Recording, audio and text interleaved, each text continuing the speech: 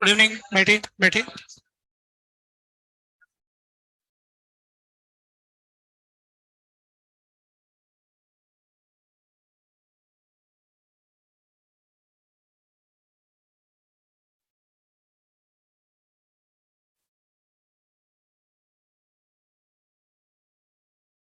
Hello. क्या था आज का डिस्कशन?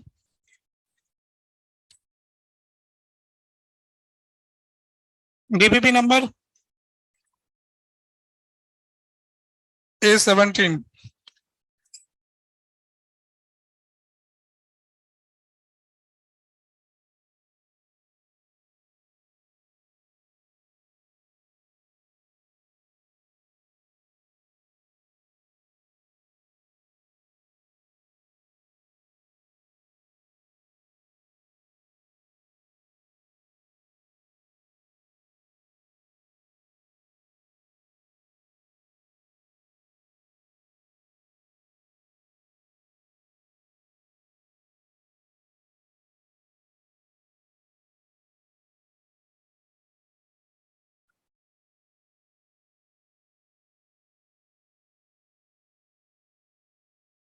A17।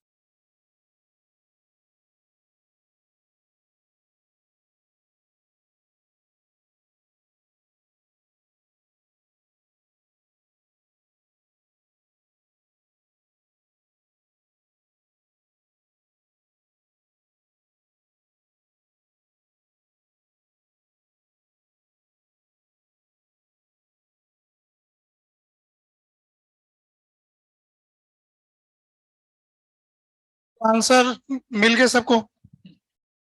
फिफ्थ क्वेश्चन पूछ रहे हैं। 7 नंबर। क्या है ऐसा 7 में कि सब लोग उलझ गए?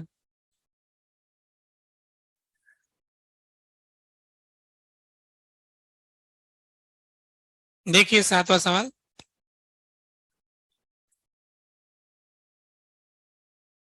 7th क्वेश्चन एरर के संबंध में है, जिसका एक क्वेश्चन एग्जाम में आता रहता है। कहने का मतलब है कि पूरा ऑप्टिक्स पढ़ोगे इतना सारा, उससे जितना नंबर मिलेगा उतना 5 मिनट की एक छोटी सी बात से मिल सकता है ना?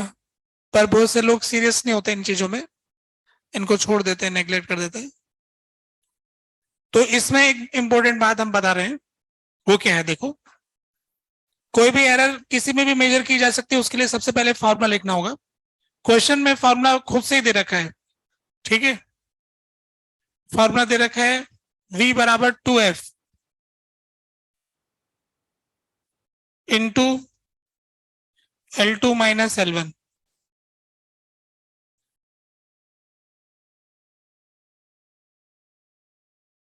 क्वेश्चन में ऐसा कहा गया है कि वो जो रेजोनेंस कॉलम ट्यूब एक्सपेरिमेंट होता है, उसमें हम लेंथ पता करते हैं, और लेंथ के डिफरेंस से λ/2 मिल जाता है ना? जो रेजोनेंस कॉलम ट्यूब एक्सपेरिमेंट होता है, उसमें पहली लेंथ आती है L1 E plus λ/4, L2 E plus 3 λ/4, L2 minus L1 λ/2 आता है। अब lambda into F equal to V होता है, तो लैम्डा की वैल्यू उठा के इसमें रख देते हैं, तो ये फॉर्मूला बन जाता है। सवाल तो उस फॉर्मूले से शुरू हो रहा है, ये तो ऐसे ही आपकी थ्योरी आपको पता है, 11वीं क्लास पढ़ी आपने, ठीक है। अब एरर कैलकुलेट करने में हम क्या करते हैं कि हमेशा मानते हैं कि हम कुछ मेजरमेंट करते हैं तो उसमें गलती हो सकती है। गलती के संबंध में इसमें कुछ जानकारी दे रखी है कि 1% फ्रीक्वेंसी नापने में गलती हो सकती है। तो फ्रीक्वेंसी तो इसकी 340 है,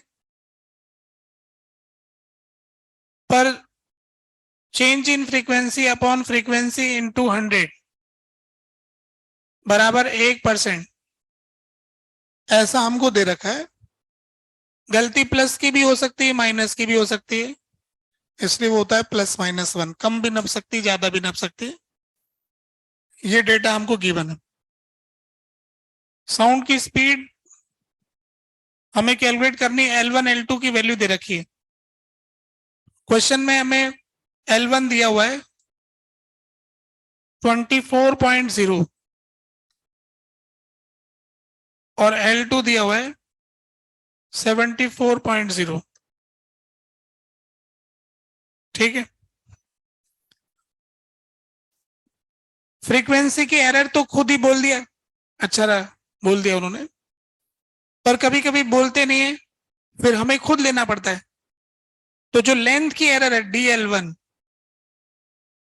वो होगी ±0.1 सेंटीमीटर। दूसरी वाली जो लेंथ की एरर है ±0.1 सेंटीमीटर।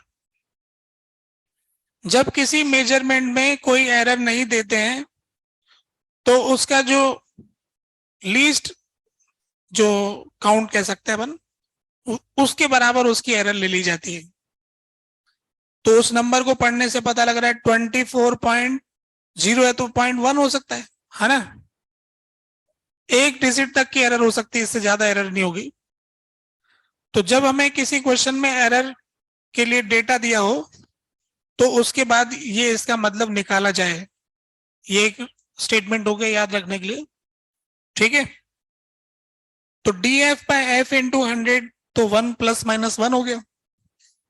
अब DL1 इस डेटा को देख के बताया, DL2 इस डेटा को देख के बताया। अगर एक जीरो और होता है तो 0.01 हो जाता है ना। अगर डबल जीरो लगाते तो 0.01 उसका एरर होता।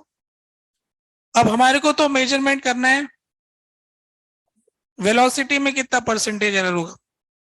तो V बराबर 2F L2 - L1।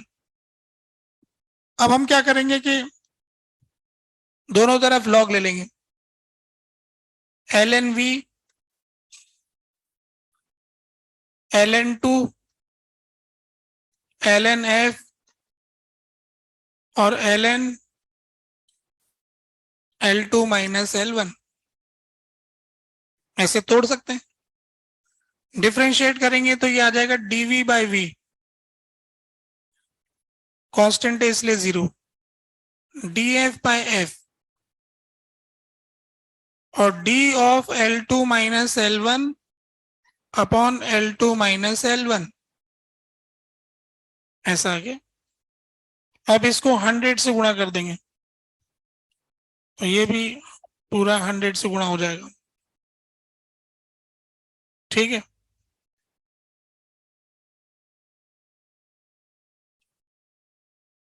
क्या हो गया इसको,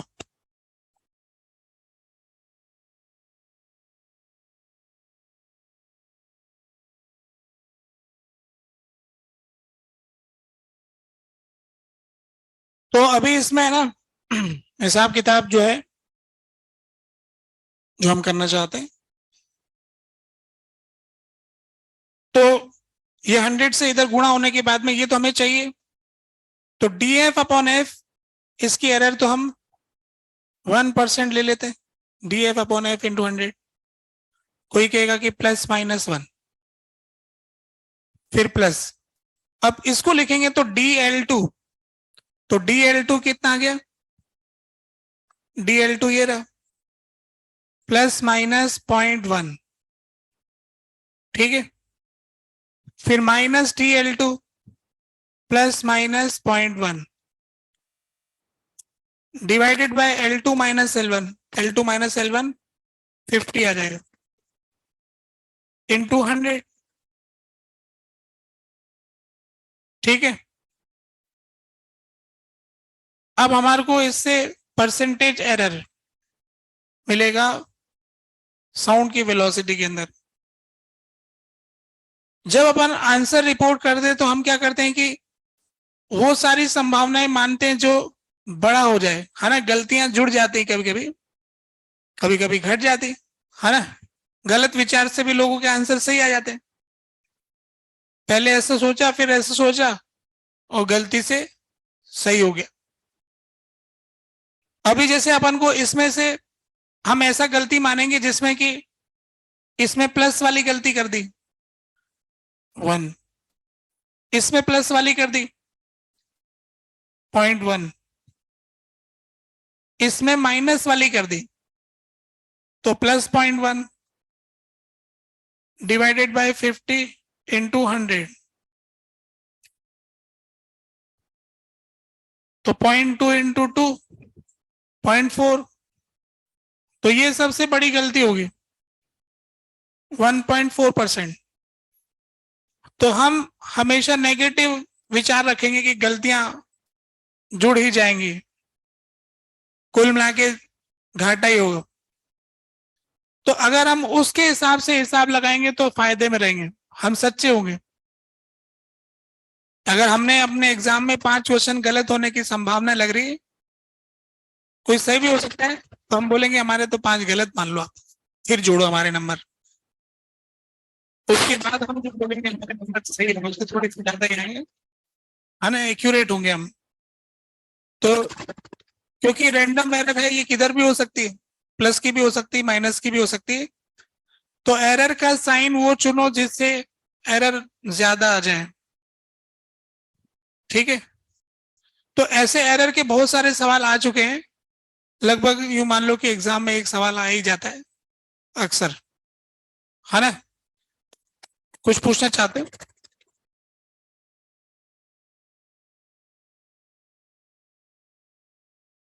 हाँ, बैठो। लेंथ के बारे में ये बोला है कि लेंथ जो है वो 24.0 है। उनको शक है ये, 0 0 नहीं बोला, मतलब उनको जीरो पे संदेह है। और 0.1 भी हो सकता है। आखिरी वाला जो डिजिट होता है वो जिस जगह संदेह पैदा हो जाए वहीं मेजरमेंट रुक जाता है। ये 24.0 अपने मन से नहीं बोला गया, नाप के बोला गया, किसी डिवाइस से नापा गया। और जहां पर आखिरी वाला डिजिट संदेह पूर्वक आता है वहीं नापना रोक दिया जाता है। जो कंफर्म डिजिट होते हैं, last digit is doubtful digit. Measurement का रूल ये होता है, कोई भी मेजरमेंट करो। अब जैसे मुझे कोई कहे कि ये पेन की वजन बताओ कितना है, तो मैं कहूंगा कि इस पेन का वजन है 32.36 32.36 ग्राम। बोले पागल बना रहे हो, कहां से आपको 3 2 और 3 6 इसमें दिख रहा है? हाथ से तोल रहे हो, मूर्ख बनाया जा रहा है ना। ऐसे थोड़ी मेजरमेंट कर रहा हूं। तो ये रिपोर्टिंग ही गलत होगी, तो बेईमानी हो रही है ना। मैं इसको हाथ से बोल रहा हूँ 32.36, ये कहां से ढूंढा भाई? तो इस ये रिपोर्टिंग अलाउड ही नहीं ना, इस तरह से रिपोर्टिंग अलाउड नहीं होगी। मैं क्या बोल सकता हूं? मैं ये बोल सकता हूं कि 30 ग्राम, 40 ग्राम। तो अभी उसमें से 40 ग्राम में भी क्या होता है, मैंने कहा कि 40 ग्राम मान लो, जीरो की तो कोई वैल्यू नहीं होती, 4 is doubtful, full of doubt, है ना। 4 का भी भरोसा नहीं, 40 भी है कि 50 है ना। तो ये हमारे रिप्रेजेंटेशन करने का तरीका है। अगर मैं पक्का गारंटी से नाप के 40 आ रहा हूं तो फिर उसको डेसिमल नोटेशन पे लेके आएंगे, 40 पॉइंट या ऐसा लिखेंगे। 40 पे अगर लास्ट वाले जीरो पे संदेह है तो मैं ऐसा लिखूंगा 4.0 इंटू 10⁻1 ग्राम। अगर मैं लास्ट वाले जीरो पे अपना डाउट शिफ्ट करना चाहता हूं तो मैं लिखूंगा कि 4.0 इंटू 10⁻1 ग्राम। ऐसा बोलने से फिर डाउट यहां पहुंच गए, और बिना डेसिमल के लगा के जीरो लगाओगे ना तो सारे जीरो रद्दी है, डाउट इसी पे चालू हो जाएगा। मैं कहूंगा तो 100 ग्राम का है, लो भाई 100 ग्राम लिख लो, क्या जा रहा है।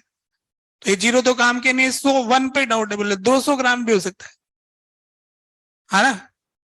तो डाउटफुल डिजिट का एक रूल बना रखा है, तो जो भी लोग मेजर करते हैं उनको पहले से पता होता है कि आपको इस रूल के हिसाब से रिपोर्ट करना है। तो जैसा मेजरमेंट करोगे वैसा रिपोर्ट करोगे, और रीड करने वालों को भी रूल पता है।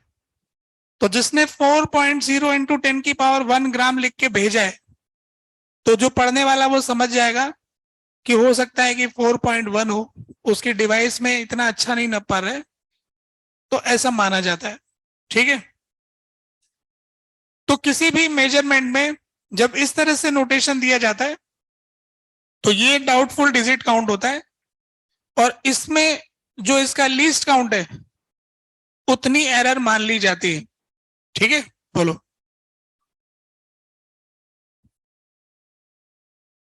अगर वो कहना चाहता है कि 41 ग्राम, सपोज करो कि मैं बोल रहा हूं 41 ग्राम, तो 41 ग्राम भी झूठ बोलने जैसा ही है, क्योंकि न तो मुझे 4 दिख रहा है इसमें, न कोई 1 दिख रहा है।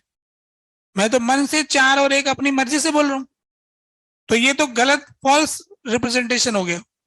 पर मैं 41 ग्राम नापने का मेरे पास कोई डिवाइस हो जिसमें मैं 1-1 ग्राम बदलता हूं, है ना, तो उसमें 41 के आसपास मेरा सेटलमेंट हो रहा है, तो फिर मैं कहूंगा कि 1 पे डाउट है, 4 तो कंफर्म है। तो ऐसा हो गया। अगर कोई कह रहा है कि नहीं 41 तो पूरा कंफर्म है, 41.0 ग्राम है, तो मतलब उसके पास और अच्छी डिवाइस है, वो तो 1 ग्राम के भी 10वें हिस्से नाप रहा है, उसकी डिवाइस के अंदर एरर कम आने वाली इतनी तो हो ही नहीं पाएगी। तो जो भी उसके इंस्ट्रूमेंट का लिस्ट काउंट है, मान लो कि किसी ने ऑर्डर दिया कि आप हमारे को एक क्यूब दीजिए, मान लो स्कूल की लैब ने ऑर्डर दिया कि सर ये क्यूब की जरूरत है मेरे को, क्या साइड चाहिए, कि इसकी साइड होनी चाहिए 2.0000 साइड,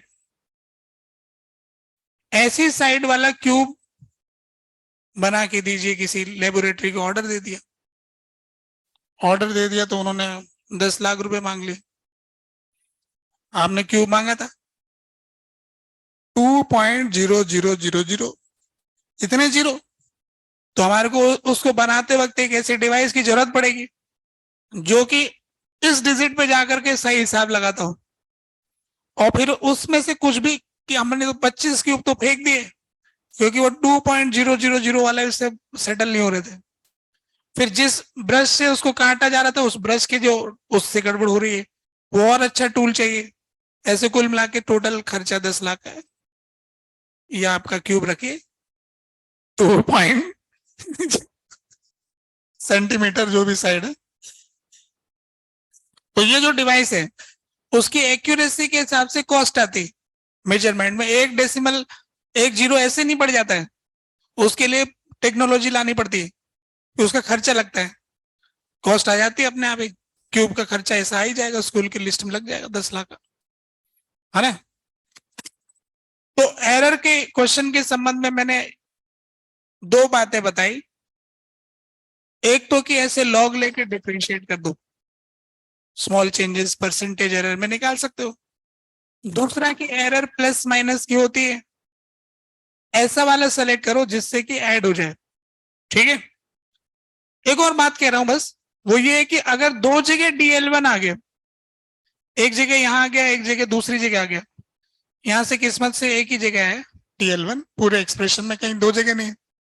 तो एक जगह जो DL1 को अपन ने, जैसे यहाँ पर अपन ने साइन सेलेक्ट किया -0.1, अगर आप ध्यान देखोगे तो मैंने माइनस वाला सेलेक्ट किया इसमें, तब प्लस हुआ है। तो दूसरी जगह पर भी ये जो DL1 है ना, अगर एक और जगह लिखा हुआ है तो वहां पर भी वही यूज होगा। किसी एक एक्सप्रेशन में एक चीज 2 बार आ रही तो उसका साइन तो एक ही रहेगा ना, जो एक बार सेलेक्ट कर लिया आपने। है ना। ऐसा नहीं कि एक ही क्वांटिटी के एक जगह प्लस साइन ले लो और एक जगह माइनस ले लो, अलग अलग क्वांटिटी के साइन अलग अलग ले सकते हो, सेम क्वांटिटी का एक साइन लेना पड़ेगा। इस पर भी आईआईटी ने सवाल पूछ लिया, जिसके अंदर जिन लोगों ने सही नहीं लिया उनका गलत हो गया, अभी 2 साल पहले ही, है ना। तो ये एक छोटी सी जानकारी की बात थी, 7 सवाल के साथ मैंने बता दी, इससे अनेक सवाल हो जाएंगे। ठीक है, और बताइए 10वां सवाल, question number 10।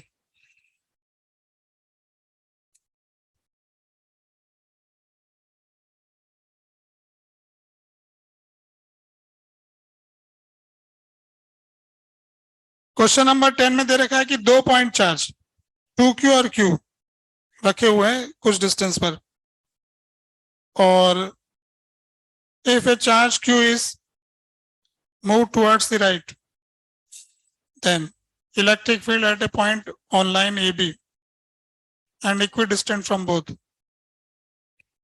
at an instant. देखो, एक चार्ज है 2Q, एक चार्ज है Q, किसी समय इनके बीच का डिस्टेंस x हो गया, तो इनके मिड पॉइंट का डिस्टेंस हो गया x/2। ठीक है, तो वहां का इलेक्ट्रिक फील्ड का क्या होगा? तो इलेक्ट्रिक फील्ड के फॉर्मूले में हम जानते हैं कि 2Q का इलेक्ट्रिक फील्ड Q के इलेक्ट्रिक फील्ड से डबल ही होगा, इसका E होगा तो इसका 2E होगा, तो इस जगह का रिजल्टेंट इलेक्ट्रिक फील्ड तो E के बराबर आएगा, और वो E x के बढ़ने के साथ कम होता जाएगा। बात समझ रहे हो ना? किसी समय डिस्टेंस x है तो मिड पॉइंट हो गया x/2 पर, और x/2 इक्वी डिस्टेंट होने की वजह से जिसका डबल चार्ज है उसका डबल इलेक्ट्रिक फील्ड होगा, तो डबल में से एक घटाएंगे तो E बच जाएगा, और E की वैल्यू x बढ़ाने से घटेगा, तो डिक्रीज करेगा। ठीक है, और कुछ?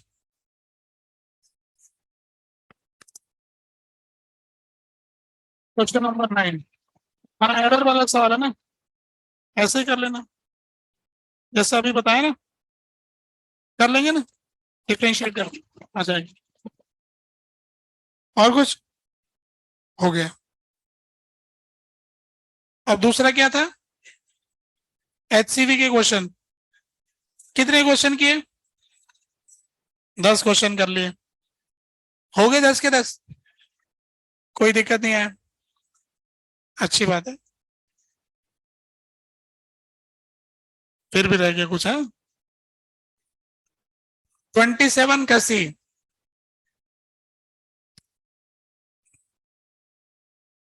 22 का, 22 का C दिखाना जरा क्या है 22 का C।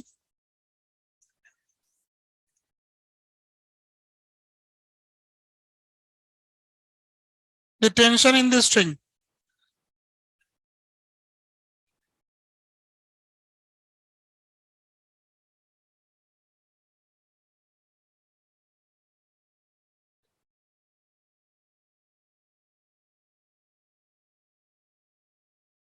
ऐसा दिया है ना।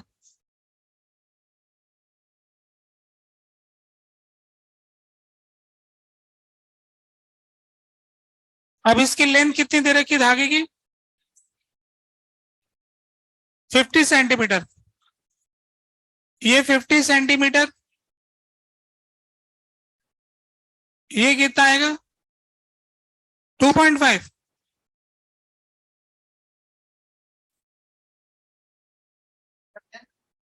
अब ये इसमें फोर्स लग रहा है, इधर इधर लग रहा है टेंशन, इधर लग रहा है mg,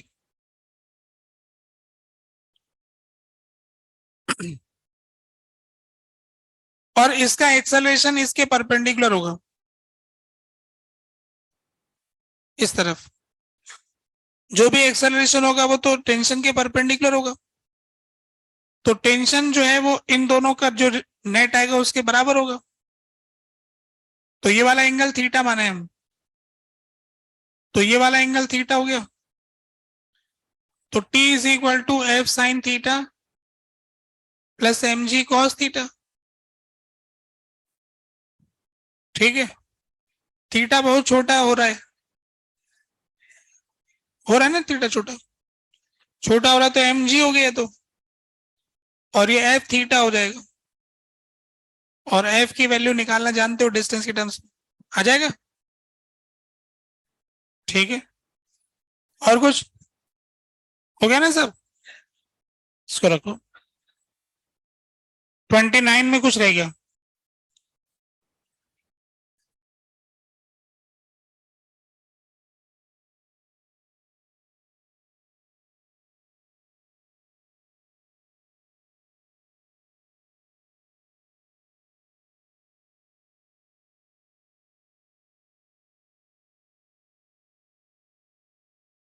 देखो क्वेश्चन 29,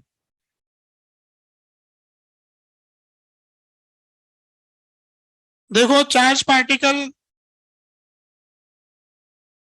ए दे रखा है,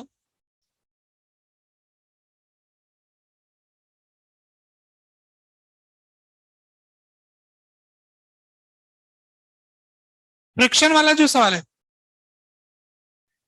तो एक चार्ज पार्टिकल को टेबल पे फिक्स कर रखा है, ये टेबल हो गया,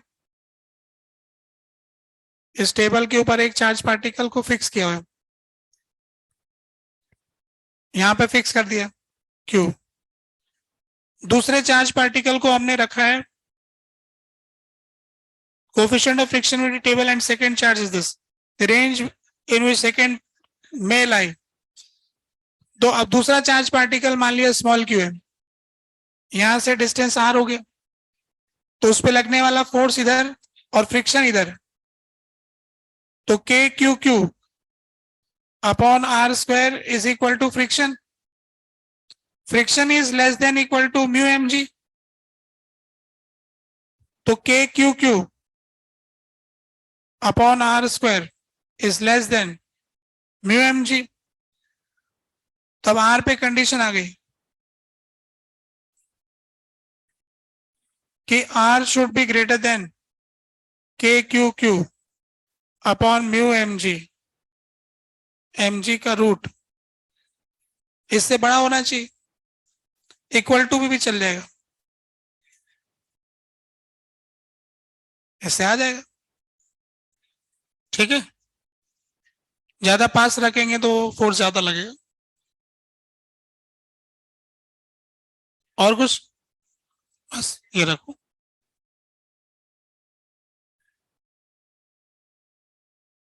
अपनी क्लास में अपन ने इलेक्ट्रिक फील्ड का कैलकुलेशन चल रहा था, और हमने आखिरी में क्या लिखा था, सिलेंडर का चला था, सिलेंडर का लिख लिया था। ठीक ठीक, एक सवाल करते हैं।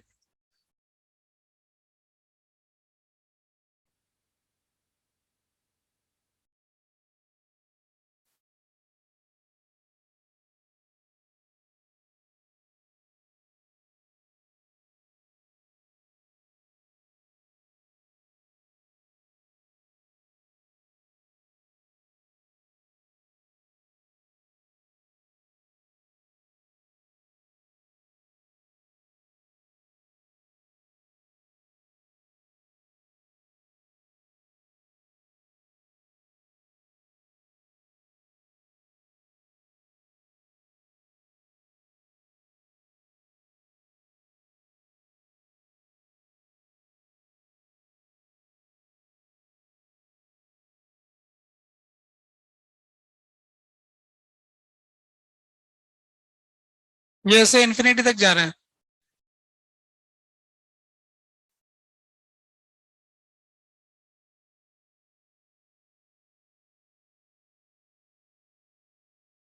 ये इसकी चार्ज डेंसिटी दे रखी, तो इसमें अंदर वाले की रेडियस ए है, बाहर वाले की रेडियस बी है, तो इसका electric field as a function of distance from the axis लिखना है।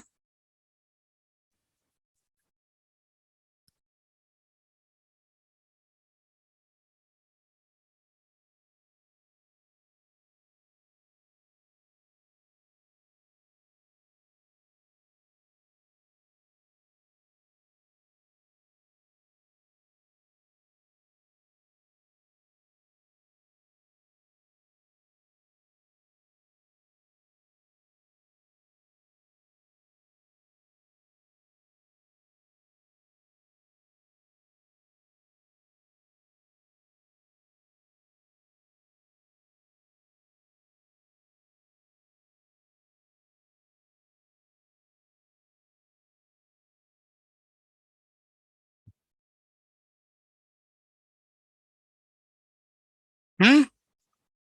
हाँ, ये बीच में से होलो दिख रहा है ना, ए रेडियस तक का, ए से बी के बीच में डेंसिटी जा रही है, इन्फिनिटी लॉन्ग है ये,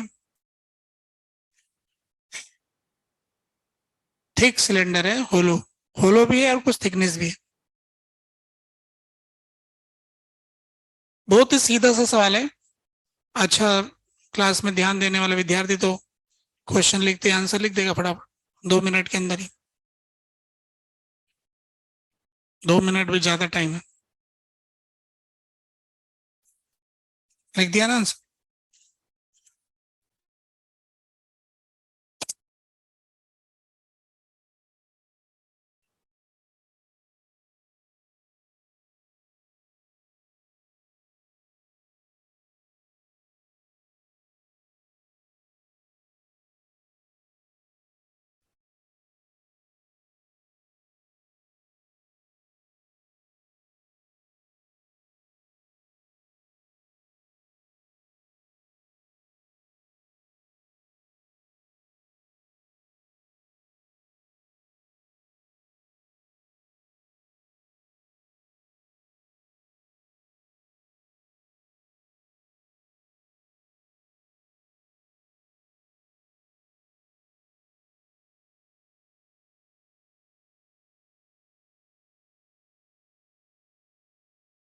सबने लिख दिया आंसर? तो अब मिला लेते हैं फिर सॉल्यूशन।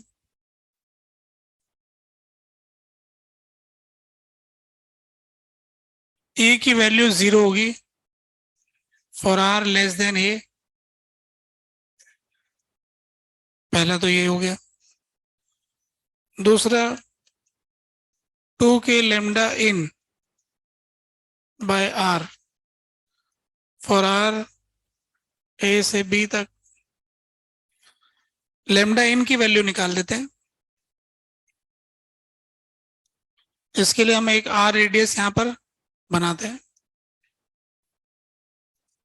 इसके अंदर कितना चार्ज आएगा? Charge upon length, charge divided by length, तो चार्ज डेंसिटी रो, और इसका एरिया हो जाएगा pi R square minus A square into length divided by length. तो लेमडा इन की वैल्यू क्या आ गई? Rho pi R square minus ए स्क्वायर। ठीक है, ऐसा आ गया।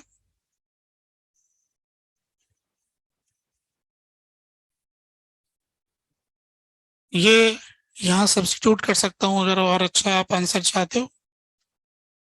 2 के rho pi R square minus ए स्क्वायर अपॉन आर, ऐसा हो जाएगा।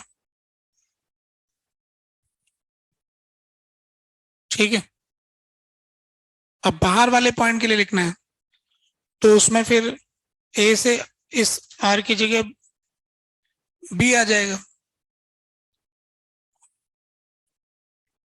ई जो आर ग्रेटर देन बी के लिए लिखेंगे, 2 के rho pi b square minus ए square upon R, R greater than B,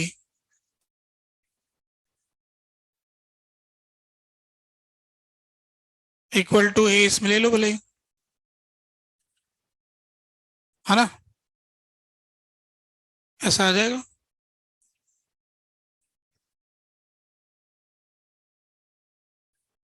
ठीक है, सब लोगों का आंसर समझ में आ ही गया। एक ही तो फॉर्मूला 2 के लेमडा बाय आर, बस ये लेमडा कैसे लिख रहे हैं ये देख लो, उसके भीतर आने वाला ही लेमडा लिखा जाएगा। ठीक है, दूसरा क्वेश्चन करते हैं, है ना? नेक्स्ट पेज पे सेकेंड क्वेश्चन में,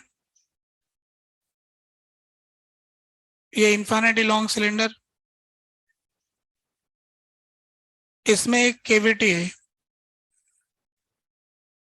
सिलेंड्रिकल केविटी।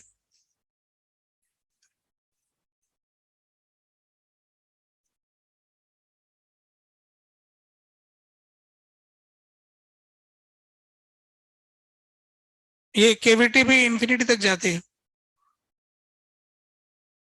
इधर भी इंफिनिटी तक जा रहे हैं।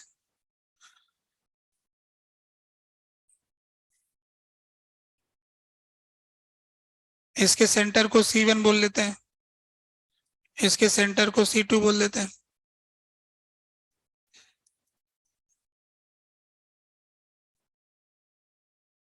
इस केविटी के अंदर किसी पॉइंट पर बताना है। इसका चार्ज डेंसिटी है rho coulomb per metre cube. Find E in cavity. इस केविटी में इलेक्ट्रिक फील्ड कितना होगा?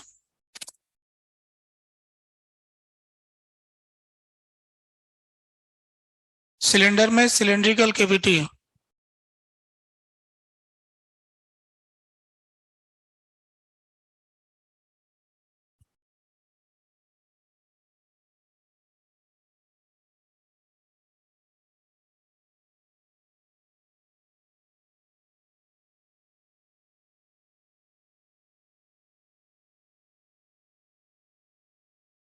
ठीक लिखा ना? 2 के लेमडा की वैल्यू रख दिया और ठीक है। ये कहां पर है? ए से बी के बीच।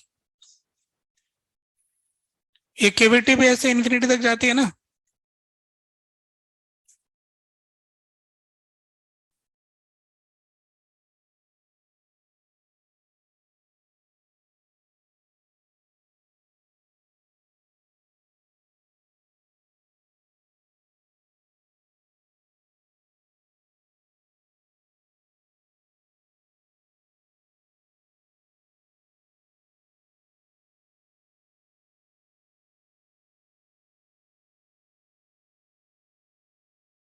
देखो इसका जवाब आने वाला है।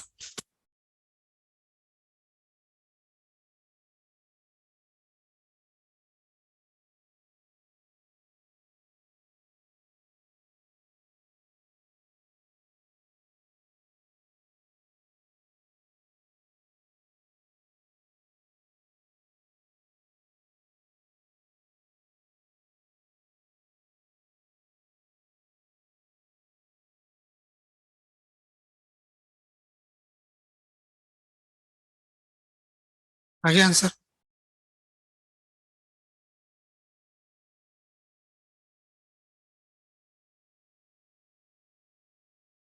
देखो कैसे करेंगे। Top view.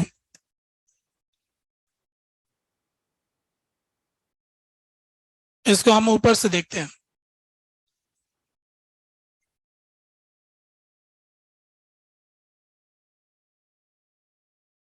ये C1, ये C2, ये कोई पॉइंट है P।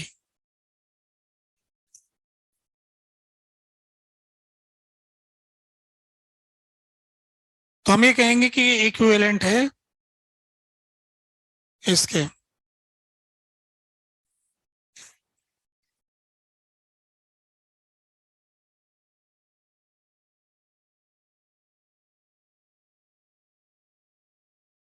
ये रो डेंसिटी वाला, ये माइनस रो डेंसिटी। ये जो केविटी है ना, उसको हम प्लस माइनस के चार्ज डेंसिटी से बना देंगे। प्लस से ये पूरा सिलेंडर बन जाएगा। ये हमारे पास तो फार्मूला पूरे सिलेंडर का ही है, इसलिए हमको ऐसा करना पड़ रहा है। ये जो P पॉइंट है ना, वो यहाँ कहीं है, यहाँ पर है। हमने पिछले क्लास में एक फार्मूला लिखा था वेक्टर फॉर्म में, rho R upon 2 epsilon naught for inside point. देखा था क्या? आर परपेंडिकुलर की टर्म में रो आर परपेंडिकुलर बोल सकते हो एक्सिस के। तो रो आर बाई 2 एप्सिलॉन नॉट का एक फॉर्मूला था, ये यहाँ पे प्रॉफिट देने वाला है, इसलिए इसको लिख रहे हैं 2 के लेमडा की बजाय। आया उसी से था, 2 के लेमडा बाय आर से। तो अब यहाँ पर अपन लिख देंगे ई ड्यू टू रो, मत रो मतलब negative row,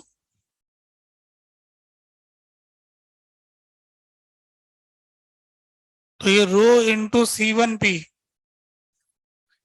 by 2 epsilon naught minus rho by 2 epsilon naught into C2P।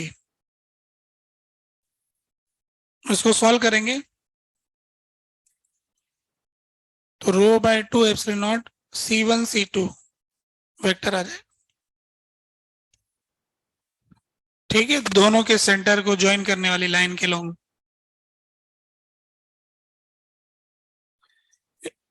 वही केविटी में ग्रेविटी जैसा होता है, यहां भी वही बात, केविटी में ग्रेविटी जैसा होगा।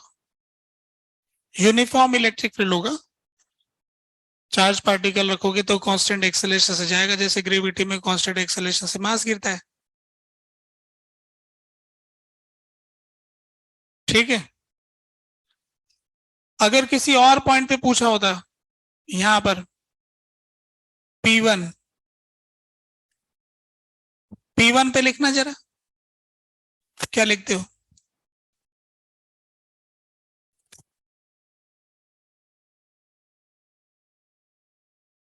एक पॉइंट P1 है जो मैंने यहां दिखाया, P पे तो आपने निकाल ही दिया अंदर केविटी वाला, अब पॉइंट केविटी से बाहर ले लिया, फिर कैसे करोगे?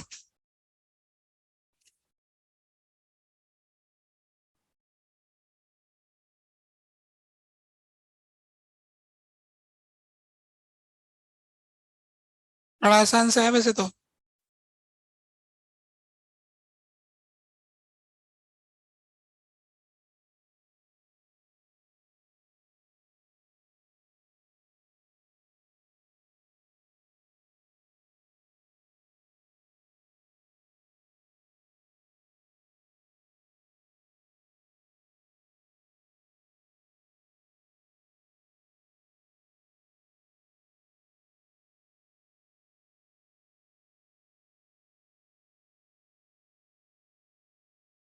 रेडियस दे दूं मैं आपको,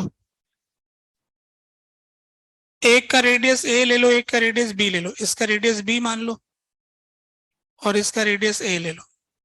ठीक है, केविटी की रेडियस बी और उसकी रेडियस ए।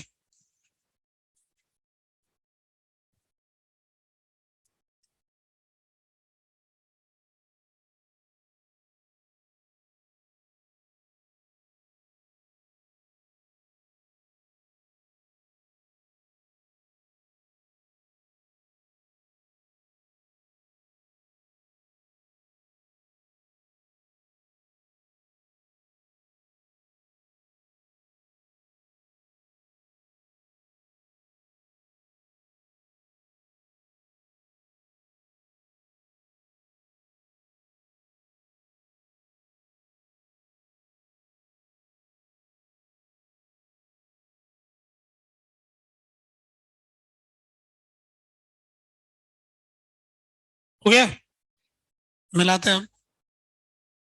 सेकेंड पार्ट का आंसर लिख रहे हैं, E बराबर E ड्यू टू रो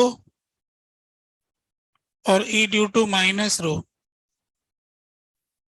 तो रो वाले का तो फॉर्मूला सीधा सीधा लग जाएगा, C1P1 वेक्टर, है ना, rho by 2 epsilon naught into C1P1 vector, इस फॉर्मूले की सहायता से डायरेक्ट लिख दिया रो की वजह से।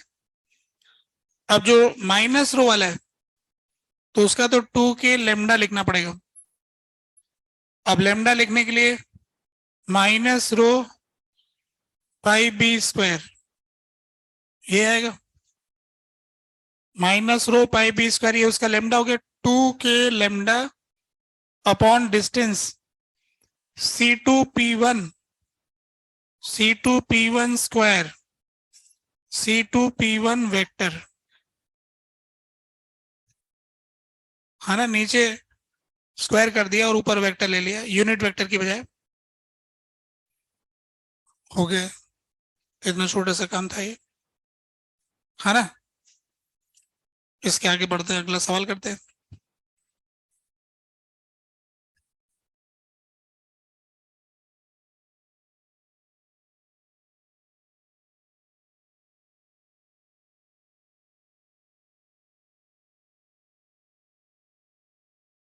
एक दिन ध्यान से नोट कर लो तो नोट करना आसान हो जाएगा कि ये लेमडा कैसे लिखते हैं, ये कैसे हो रहा है।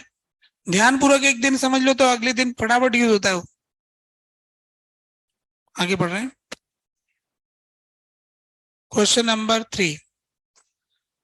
तीसरा क्वेश्चन क्या है कि ऐसा है,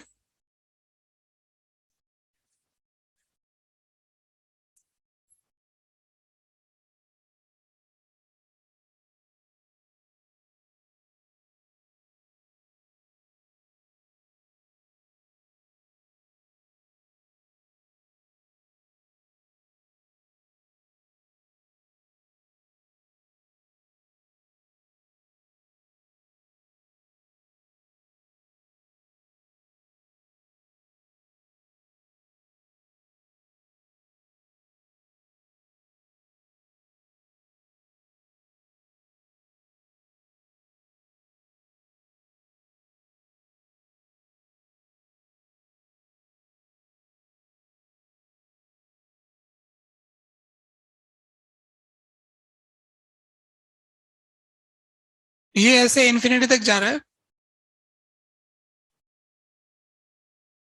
ऊपर ऐसे नीचे।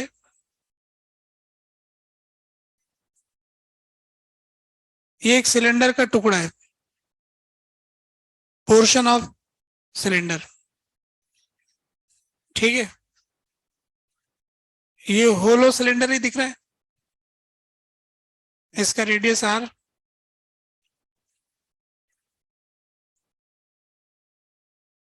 ये है portion of uniformly charged hollow cylinder.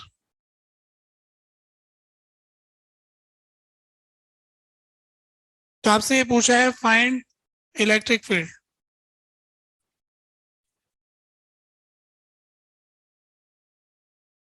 Eight axis of portion.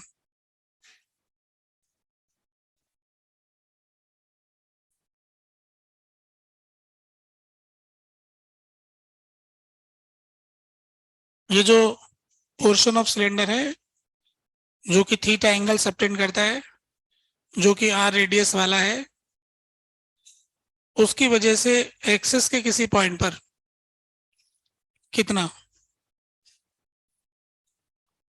कितना इलेक्ट्रिक फील्ड है, अगर इसकी सरफेस चार्ज डेंसिटी हमें दे रखी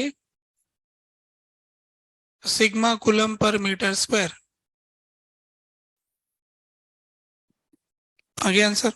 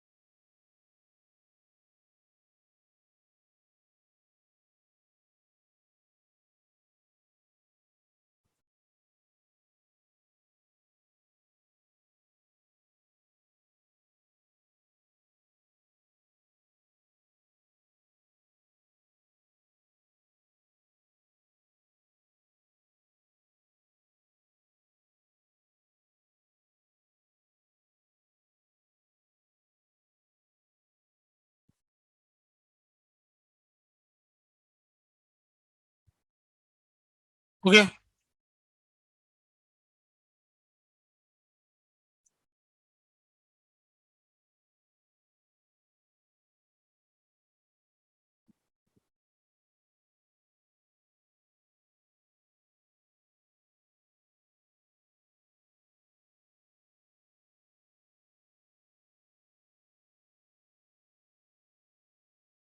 देखो इसका जवाब।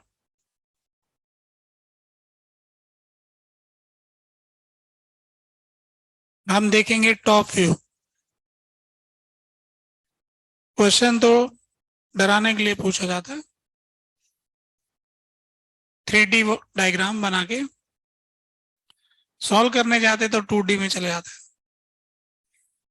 हैं। 3D तो ऐसे ही डराने के लिए दिखाए, टॉप व्यू बनाएंगे तो 2D बन जाएगा। और यहां से अगर हम alpha angle, D alpha angle लेने वाला एक छोटा सा हिस्सा लेंगे तो ये एक वायर बन जाएगा इनफाइनाइट लेंथ का। यहां पर दिखाना चाहें तो यूं इस लाइन से इधर, तो ये जो इसका एंगल वाली लाइन है यहां से अल्फा एंगल और डी अल्फा एंगल सबटेंड करने वाला एक ऐसा लंबा वायर बनेगा। ये ऐसे इनफाइनाइट लॉन्ग वायर होगा जो यहां पर एक पॉइंट से दिखाई दे रहा है। इसका इलेक्ट्रिक फील्ड इस तरफ होगा डीई और ये वाला एंगल अल्फा होगा। ऐसा कैसा इस तरफ भी होगा, तो जो टोटल इलेक्ट्रिक फील्ड आएगा वो एंगल बाइसेक्टर के लॉन्ग आएगा, वो होगा इंटीग्रल डीई कॉस एल्फा। अब डी तो होगा 2k d lambda upon R cos alpha. D lambda हो गया इस वाले वायर का charge per unit length, charge divided by length. तो इसकी विड्थ हो गई आर डी अल्फा और इसकी लेंथ होगी एल, तो sigma into are d alpha into L, charge per unit area into area upon L, तो सिग्मा आर डी अल्फा हो गया। Sigma R d alpha substitute कर देंगे, 2k sigma R d alpha upon R cos alpha कर दें grade, कहां से कहां तक, माइनस थीटा बाई 2 से प्लस थीटा बाई 2, आर से आर उड़ गया, 2k सिग्मा कॉस एल्फा का इंटीग्रेशन क्या होता है, साइन अल्फा, तो 2 साइन थीटा बाई 2, तो 4k sigma sign theta by 2।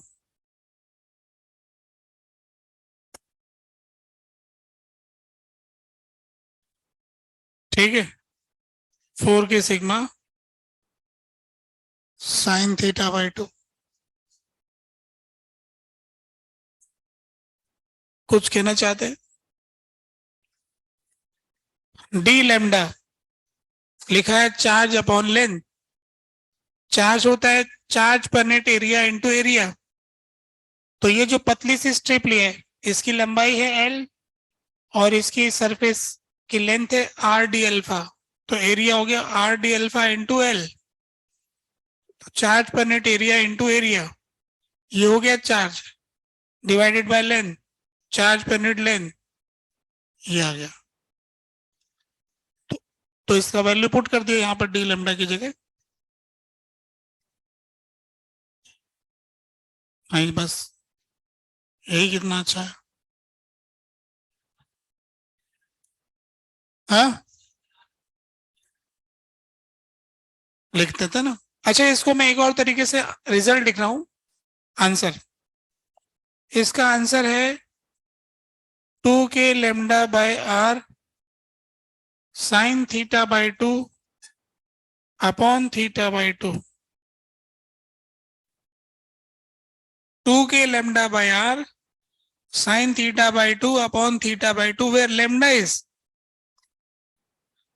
sigma into r theta।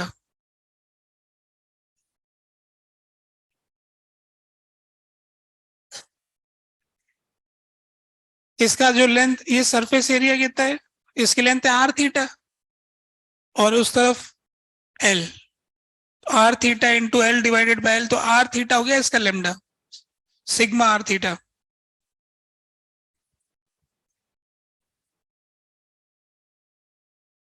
ठीक है, सेम ही आंसर आ रहा है ना,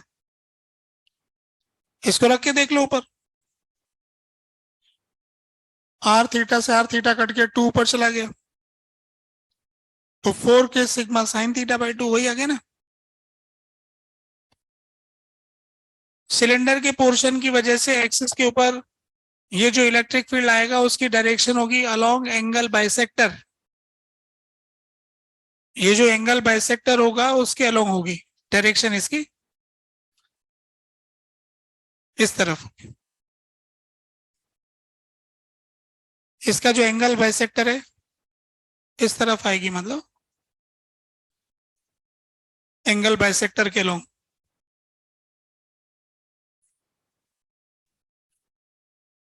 ये वाला अब तो मुझे याद रह जाता है, ये नहीं याद रहता। 2 के लेमडा बाय आर तो बहुत जगह दो दो फार्मूले रटने, के क्यू बाय आर स्क्वायर 2 के lambda by R. Cylinder family, point charge और स्फीयर फैमिली, इसी में बहुत सारे फार्मूले एक साथ आ जाते हैं। ये मेंस के पेपर में डायरेक्ट क्वेश्चन पूछा है कि quarter portion of cylinder is given, which of the following is the electric field at the axis of cylinder. 4 option दे रखे थे, जिसको फॉर्मूला याद होगा थीटा की जगह 90 रख देगा। क्वार्टर लेना ना, क्वार्टर में थीटा 90 रख देगा।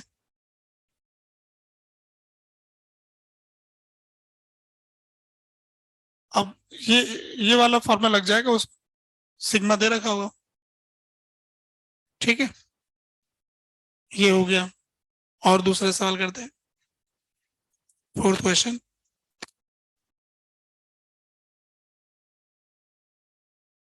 फोर्थ क्वेश्चन में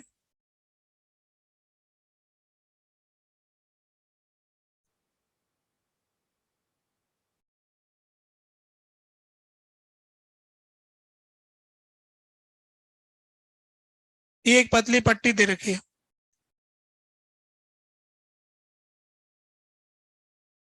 यूनिफॉर्मली चार्ज।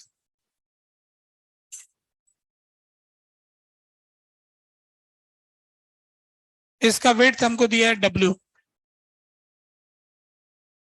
डब्ल्यू वेट का है। सरफेस चार्ज डेंसिटी हमको दे रखा है sigma, coulomb per metre square, infinity तक जाती है। यहां से सेंटर से, इसके सेंटर से एक्स डिस्टेंस आगे, डब्ल्यू बाई 2 इधर, डब्ल्यू बाई 2 इधर। इस पी पॉइंट पर इलेक्ट्रिक फील्ड बताना है।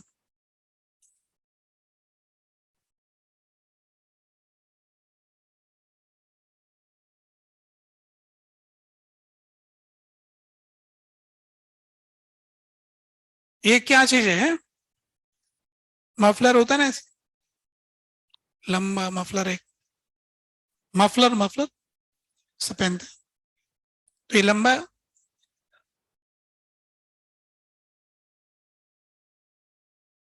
ये पतला पट्टा है, बेल्ट मान लो आप तो, चार्ज बेल्ट।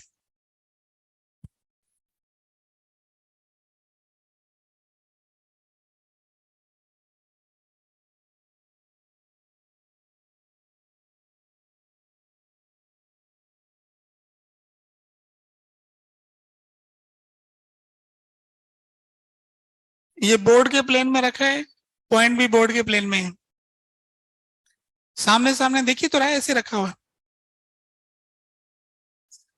बोलो।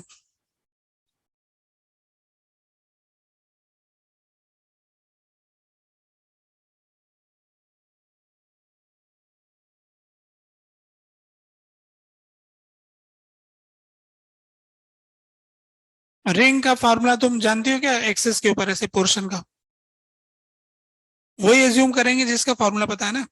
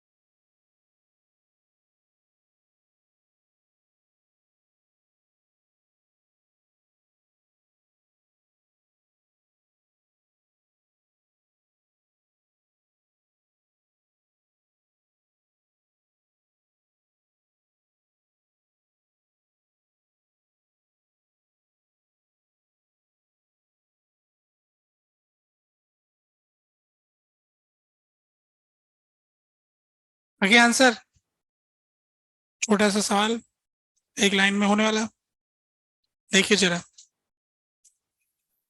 यहां से हम आर डिस्टेंस के ऊपर डी आर थिकनेस का एक वायर लेते हैं इनफाइनाइट लेंथ का, और उसकी वजह से इलेक्ट्रिक फील्ड इधर आ जाएगा। तो total electric field integral 2k d lambda by R. अब इसका डी लेमडा लिखना है। तो डी लेमडा होता है चार्ज पर यूनिट लेंथ। तो इसका चार्ज हो जाएगा sigma into D x D R, sigma into D R into L divided by L. तो ये इंटीग्रेशन में आ गया 2k लेमडा की जगह आ गया sigma d R, sigma d R upon R. तो 2k सिग्मा बाहर, डी आर अपॉन आर। तो x minus W by two से x plus W by two, 2k sigma L N x plus W by two, x minus W by two. ठीक है,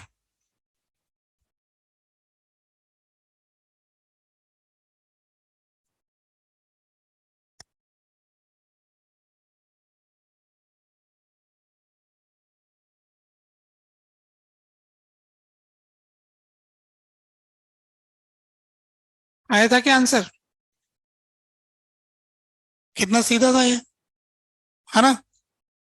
चलो दूसरा सवाल करते।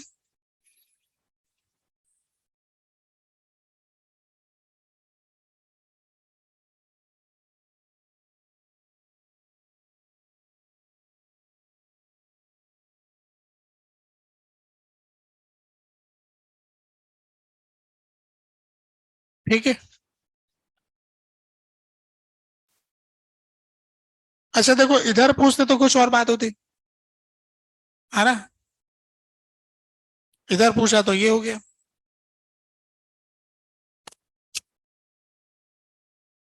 अगला सवाल ये है,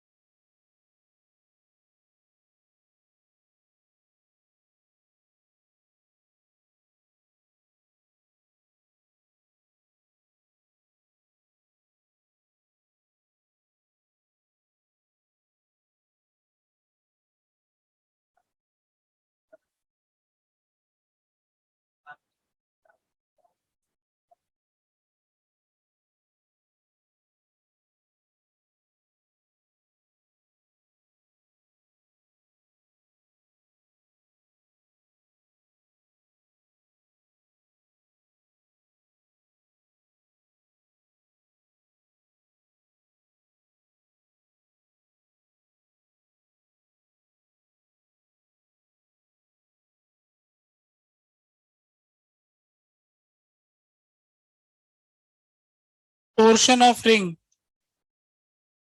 इज इन वाई प्लेन। ये रिंग का पोर्शन जो है वाई प्लेन में, यहाँ पर एक एक्स एक्सिस पर एक पॉइंट है, x comma zero comma zero. Find electric field eight P.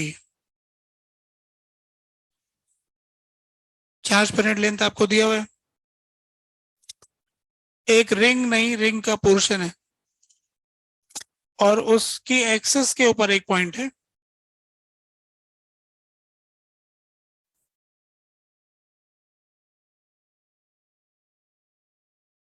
Y plane में रखा हुआ है, सेंटर इसका ओरिजिन है।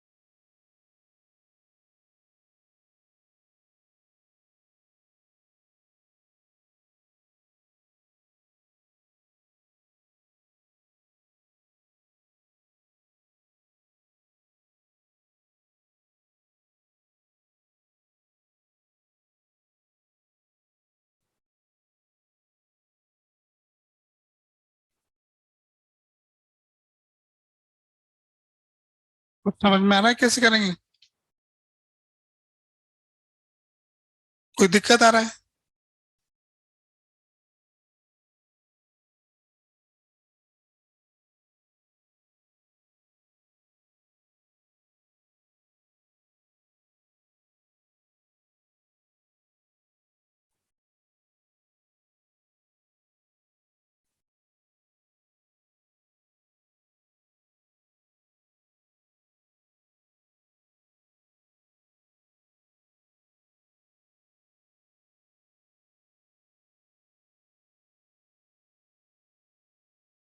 इसका जो इलेक्ट्रिक फील्ड होगा उसमें एक तो एक्स कंपोनेंट होगा और एक माइनस जेड कंपोनेंट होगा।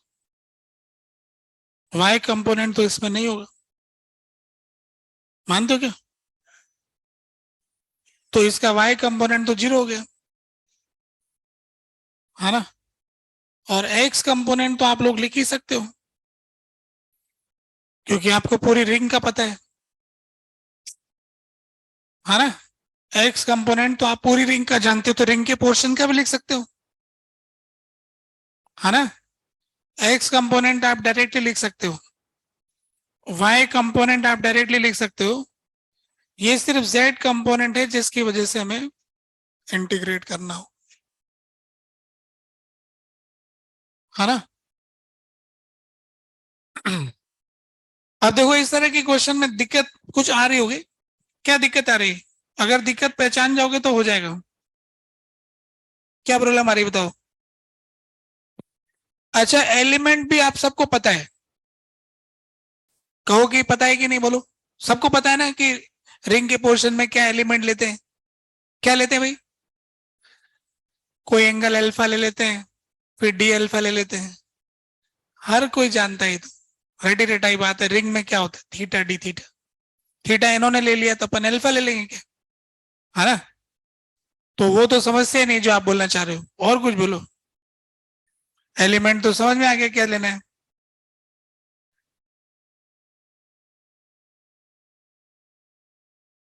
कौन सा फॉर्मूला लगाना चाह रहे हो पहले ये बताओ ना, फिर बात आएगी। एलिमेंट लोगे तो क्या बनेगा? वो होगा क्या? Point charge. वो तो पॉइंट चार्ज होगा ना। पॉइंट चार्ज का तो इलेक्ट्रिक फील्ड जानते हो, लिख लो उसमें क्या है।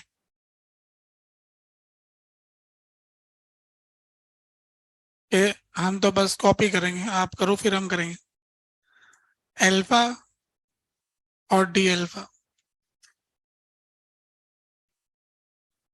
तो हमने अल्फा पे डी अल्फा लिया,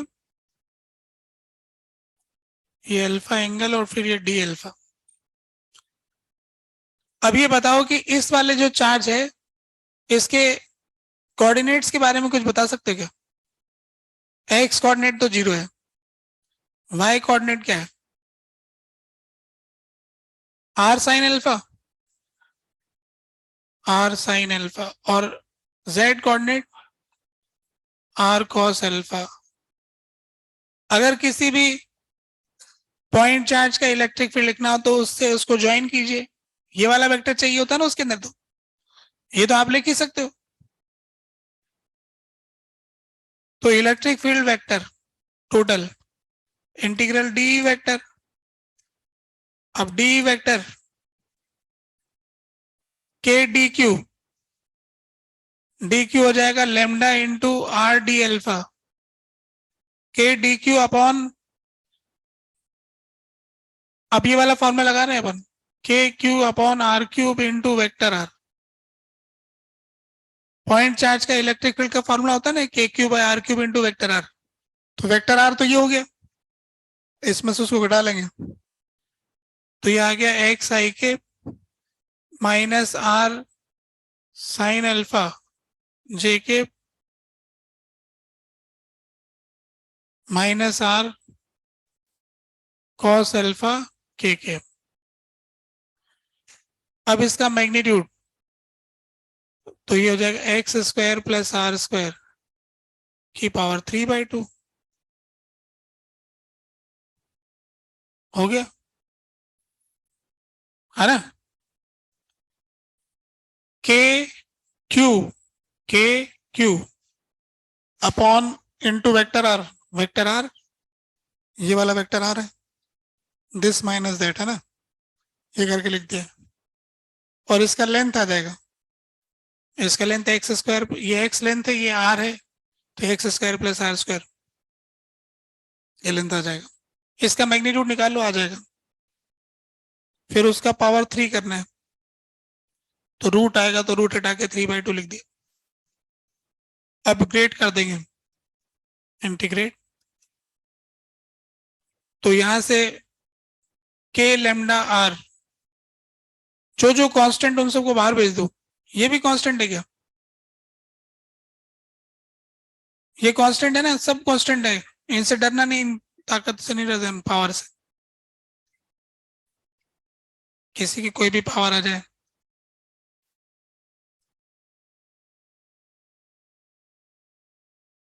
अब बचा क्या फिर? पहले वाला इंटीग्रेशन में एक्स आ गया, तो ऐसे अलग अलग इंटीग्रेशन हो रहे हैं, इसको ब्रैकेट में लेते हैं। फिर एक इंटीग्रेशन में एक्स आ गया डी अल्फा, फिर माइनस, दूसरे वाले में आर बाहर आ गया, ये आई के, देखने में अच्छा नहीं लग रहा, ऐसा लिखते हैं, एक्स बाहर डी अल्फा आई के, फिर minus are sine alpha d alpha जे के,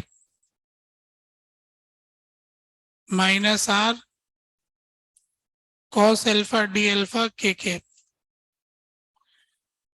अल्फा की लिमिट माइनस थीटा बाई 2 से theta by 2, minus theta by 2 से theta by 2, minus theta by 2 से थीटा बाई 2। तो ये electric field K lambda by R, मतलब K lambda R X square R square की power 3/2, ये तो आ गया एक्स थीटा आई के, और साइन अल्फा का इंटीग्रेशन माइनस कॉस अल्फा, फिर ये जीरो आ जाएगा लिमिट लगाने के बाद, इसका minus r 2 sine theta by 2 के।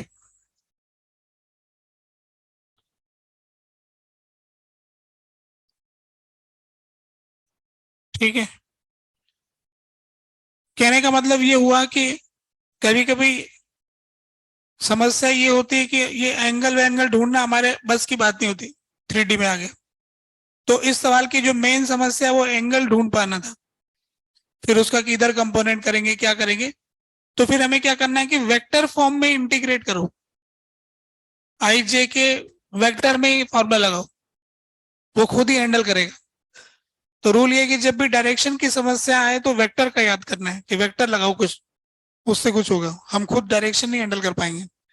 तो जो भी फॉर्मूले वेक्टर फॉर्म वाले उसका इस्तेमाल करो, ऐसा करके हम कर सकते हैं। अब इस फॉर्मूले में आप देख सकते हैं पुराना वाला फॉर्मूला वही आ रहा होगा। देखो ये जो आई के वाला है ना, उसको ध्यान से देखोगे तो के लेमडा इंटू आर थीटा, ये तो के क्यू हो गया, k q x upon are square plus x square की पावर 3/2, ये है ना आई के वाला, एक रिंग का एक्स एक्सिस के लोग, के क्यू एक्स अपॉन ये वाला फॉर्मूला बन रहा है। ये दूसरा वाला देखेंगे, ये तो जीरो हो गया, माइनस के लेमडा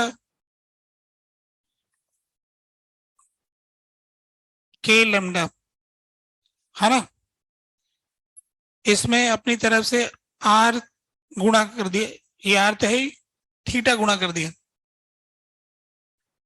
थीटा गुणा कर दिया, तो ये भी क्यू हो गया ना, के क्यू, फिर sine theta by 2 upon theta by 2,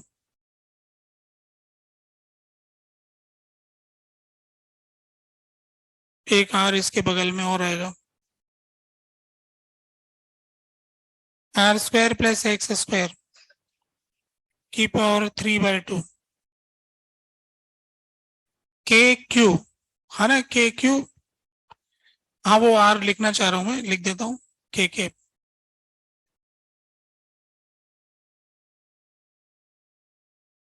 ये वाला के और ये के मिला के वेक्टर हो जाएगा क्या? क्या कहते हो? नहीं नहीं, के क्यू और ये, अच्छा ये तो ये डिस्टेंस हो गया ना, r square plus x square k q upon ये डिस्टेंस की पावर ये आ गया sine theta upon theta into r, ऐसा कुछ आ रहा है ना? आर एस आ रहा है, क्या करें, सॉल्व कर लिया। कितना आसान काम था ये। देखो ये सब आपको पता था कि रिंग में कैसे एलिमेंट लेते हैं, पॉइंट चार्ज का इलेक्ट्रिक फील्ड, है ना, आर वेक्टर लिखना, ये सब आप जानते हो, बस इस्तेमाल नहीं कर रखा है। ये भी हो गया, फिर कुछ कहना चाहते हो? क्या चीज चाहते हैं इसमें? मतलब टेक्नोलॉजी तो फॉर्मर रटना है, फॉर्मर रट लो, कुछ इलाज हो जाएगा। इतनी देर से ये जो बात बता रहा था, ये टेक्नोलॉजी की तो बात बता रहा था ये।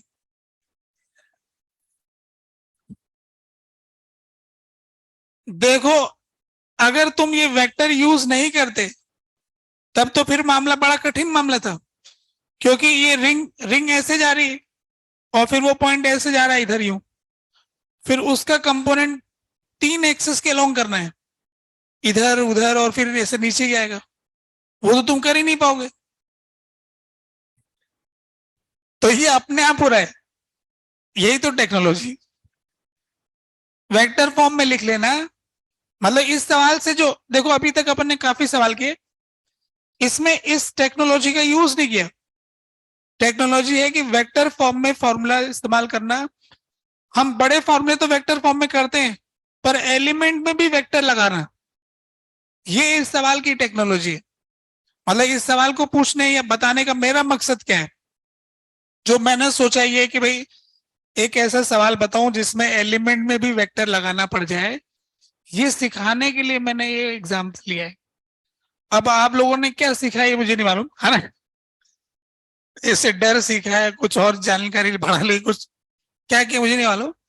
बस मैंने ये चाहा कि अगर ऐसे टेढ़ा मेढ़ा 3D में आ जाए और उसके बाद फिर हिसाब लगाना पड़े तो कैसे करोगे। तो फिर इसका रूल ये है कि पॉइंट चार्जेस से इलेक्ट्रिक फील्ड को ऐड करके देंगे, पॉइंट चार्जेस के कोऑर्डिनेट लोकेट करेंगे, जिस पॉइंट पे निकालना है उसके कोऑर्डिनेट लिखेंगे और वेक्टर फॉर्म में फॉर्मूला लगाएंगे। Formula k cube r cube into vector r ये लगाए हैं और उसी को यूज किया है। मतलब देखोगे तो कुछ भी कठिन नहीं। मैं तो इंटीग्रेशन, किसका इंटीग्रेशन किया, D alpha sign alpha d alpha cos alpha d alpha, कहाँ कठिन है ये? कुछ भी तो कठिन नहीं है इसके अंदर। न तो इंटीग्रेशन कठिन है, न ये कोऑर्डिनेट लिखना कठिन है, न ये एलिमेंट मानना कोई नई बात है। बस ऐसा करते नहीं है, अभी कर लिया है, बस इतना है। ठीक है, यहाँ पर फिर ये मैंने थोड़ा सा रिजल्ट बनाने का प्रयास किया है कि कुछ बोले लोग ऐसे कॉम्प्लिकेटेड रिजल्ट रट नहीं पाएंगे, तो उनके लिए थोड़ा सा अरेंज किया है। K q x upon are square plus x square की पावर 3/2 आई वाला कंपोनेंट है। अरे मैं कहाँ कह रहा हूँ रेटो, मैं तो रट ही नहीं पा रहा हूँ, है ना। अब भगवान ने किसी को अच्छा दिमाग दिया है ना, ऐसी शक्तियां दी है, हर एक को शक्ति थोड़ी देते हैं। जो देखते ही छप जाता है, अच्छा ये ओके कर दूंगा मैं, तो उनके लिए ये के क्यू वापस वही, ये वाला एक्सप्रेशन तो वही है, के क्यू अपॉन दिस। अच्छा ये भी एक्सप्रेशन जाना पहचाना है, sine theta upon theta into r. कितना सीधा है ये तो। ठीक है, इसके आगे दूसरा सवाल करते हैं। हाँ, स्टार्टिंग में हमने, हाँ हाँ, इन्फाइनाइट इनफाइनाइट वायर को रिप्लेस किया था, यूं कह रहे हो, वायर के किसी पोर्शन को रिंग से रिप्लेस किया था। तो अगर अपन इसको वायर में कन्वर्ट करें तो किस में कन्वर्ट होगा? वो जो भी अपन ने कन्वर्ट किए थे, जैसे ये वायर था और यहां हमें निकालना होता था, तो वो होते थे हमेशा एक ही प्लेन वाले पॉइंट, और फिर इस कॉर्नर को ज्वाइन करके ये उसी प्लेन में आता था। अभी ऐसा नहीं हो रहा है, पॉइंट प्लेन के बाहर जा रहा है। अब यहां से इसको ज्वाइन करोगे ना, इसके एंड पॉइंट्स को, इसके एंड पॉइंट्स को ज्वाइन करोगे तो ये बनेगा ऐसा वाला। मतलब कॉम्प्लिकेटेड हो रहा है, 3D में जा रहा है कहीं बाहर, फिर उस पर एक टेंजेंट आएगा। वो वाला वायर हमारे कहाँ काम का है? वो तो और कठिन हो रहा है, फायदा नहीं हो रहा है ना। चलो ये सवाल है, एक स्फेयर, आसान सवाल पूछते हैं, छोटा सा सवाल लेते हैं। ये क्यू, ये माइनस क्यू,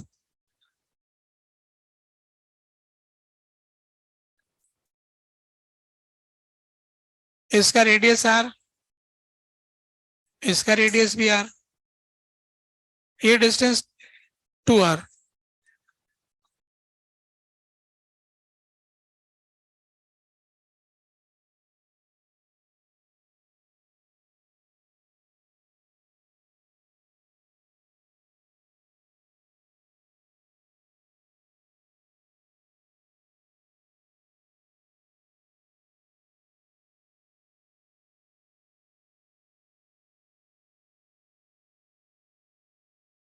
ये जो स्फेयर है इसके ऊपर कितना इलेक्ट्रोस्टैटिक फोर्स लग रहा है? यूनिफॉर्मली चार्ज है स्फेयर, रिंग भी यूनिफॉर्मली चार्ज है।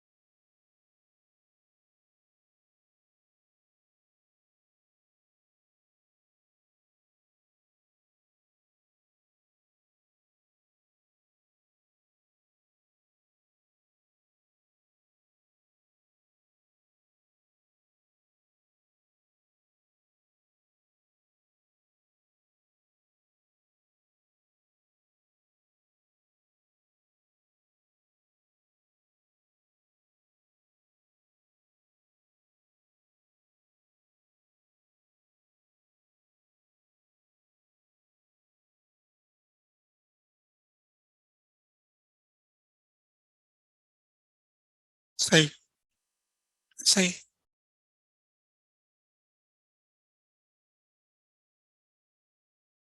ऐसा नहीं दिख रहा है तो ऐसा दिखा दे।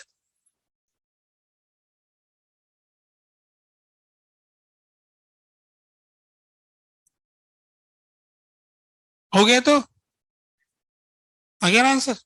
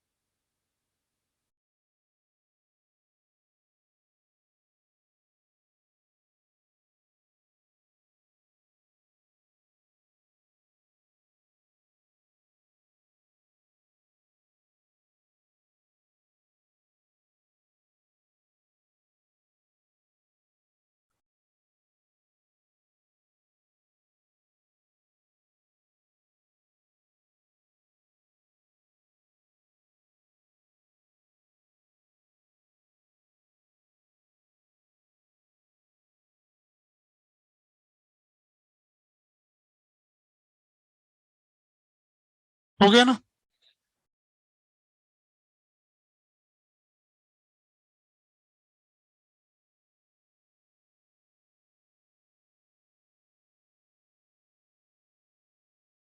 तो अब देखो कैसा होगा। जो कि हमसे ये पूछा गया है कि स्फेयर के ऊपर कितना फोर्स लग रहा है, तो स्फेयर पे उतना ही फोर्स लग रहा है जितना स्फेयर रिंग पे लगा रहा है। न्यूटन के तीसरे नियम। स्फेयर जितना रिंग पे लगा रहा है, रिंग स्फेयर पे उतना ही फोर्स लगा रही है, ठीक है। अब स्फेयर जितना इस पे फोर्स लगा रहा है, स्फेयर तो उतना ही फोर्स लगाएगा जितना एक पॉइंट चार्ज रिंग पे लगाएगा, है ना। जितना पॉइंट चार्ज रिंग पे लगाएगा उतना स्फेयर रिंग पे लगाएगा, है ना, क्योंकि दोनों का इलेक्ट्रिक फील्ड एक जैसा होगा। तो जितना पॉइंट चार्ज रिंग पे लगाएगा उतना ही रिंग पॉइंट चार्ज पे लगाएगी। तो रिंग जितना पॉइंट चार्ज पे लगाएगी वही स्फेयर पे लगाएगी, और रिंग जो पॉइंट चार्ज पे लगाएगी वो तो Q इंटू ई हो जाएगा। और इसका ई का फॉर्मूला तो हम जानते हैं कि क्यू एक्स की जगह 2r आ गया upon r square plus 2r का स्क्वायर की power 3/2 k q x upon r square plus x square की पावर 3/2 हो गया। कोई समस्या तो नहीं हो रही। स्फेयर ने रिंग पे जो फोर्स लगाया है वही रिंग ने स्फेयर पे लगाया है। जो स्फेयर ने रिंग पे फोर्स लगाया है वो वही फोर्स है जो पॉइंट चार्ज रिंग पे लगा था। जो पॉइंट चार्ज रिंग पे फोर्स लगा था वो वही होता जो रिंग पॉइंट चार्ज पे लगा था। रिंग ने जो पॉइंट चार्ज पे लगाया वही रिंग ने स्फेयर पे लगाया। इसका मतलब ये हो गया कि स्फेयर को पॉइंट चार्ज से रिप्लेस कर सकते हैं, न सिर्फ इलेक्ट्रिक फील्ड निकालने के लिए, फोर्स महसूस करने के लिए भी। दोनों जगह रिप्लेस हो पा रहा है, ऐसा पता लग गया, ठीक है ना। पॉइंट चार्ज पे इलेक्ट्रिक फील्ड लिखना आसान होगा ना, एक पॉइंट पे आ जाएगा। कैसे किया, फिर से सुनो।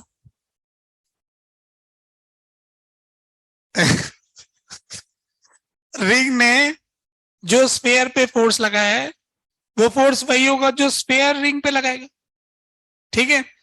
और स्फेयर का इलेक्ट्रिक फील्ड बाहर के पॉइंट पे वही होता है जो पॉइंट चार्ज का होता है ना।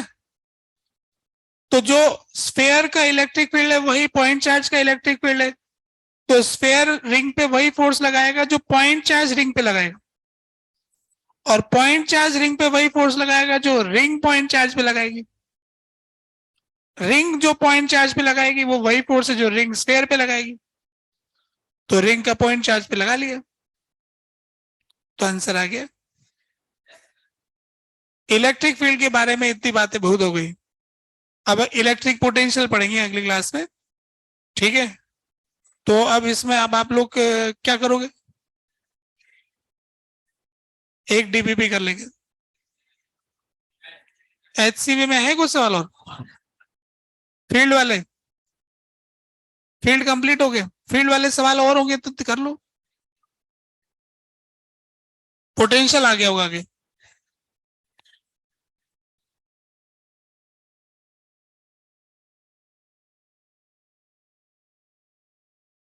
दो डीबीपी कर लो, 2 डीबीपी कर लो।